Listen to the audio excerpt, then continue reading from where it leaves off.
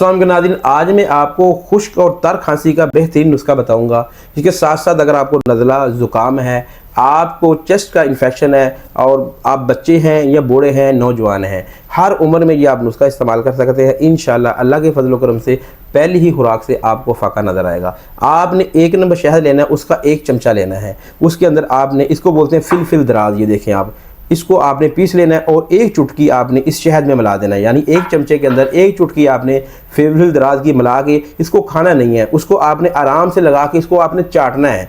दिन में तकरीबन आपने 5 से 6 दफ़ा इसको चाटना है। अगर बच्चा है तो इसको आप कम डोज देंगे, बड़ा है तो पूरी उंगली चाटेंगे आप। तो अच्छी तरह अल्लाह के फजल करम से आप नुस्खा इस्तेमाल करेंगे तो आपको फ़ायदा होगा और खुश खांसी भी ठीक हो जाएगी, तर भी, इसके साथ साथ नज़ला ज़ुकाम का मुकम्मल तौर पर ख़ात्मा हो जाएगा।